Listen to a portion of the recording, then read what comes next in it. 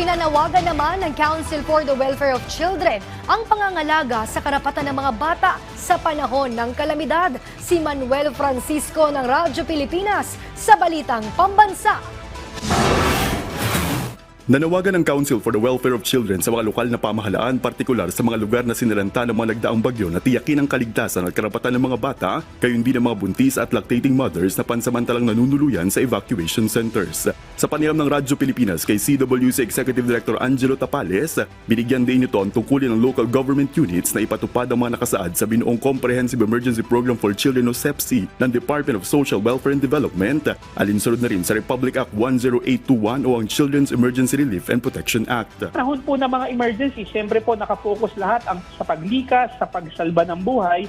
Marami pong nakakakalimot sa kapakanan ng bata at dito po umaatake yung masasamang tao, no? Whether violence against children yan, sexual abuse, whether offline man o yung online, at kung ano-anong exploitation po, dyan po yan sumisingit. Kaya po itong batas na to, ipinag-utos po na ang DSWD po mag-develop ng tinatawag na Comprehensive Emergency Program on Children, yung CEPSI na tinatawag.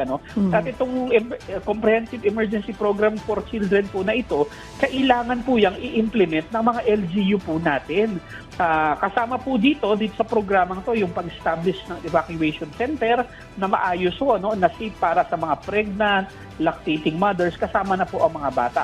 Pati po yung mga transitional shelters na tinatawag para sa mga orphan, separated and mga unaccompanied children, talagang kasama po dyan. Saka yung tagubilin sa AFP, sa PNP at sa mga taga-local government unit na dodoblihin po ang pagbabantay sa mga bata sa mga panahon ng emergency po. So pinag-uutos po yan ng batas po.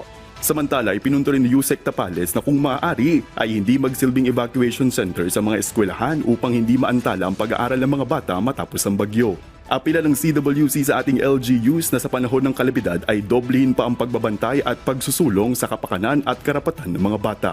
Mula sa PBS Radyo Pilipinas Stress Alert, Manuel Francisco para sa Balitang Pambansa.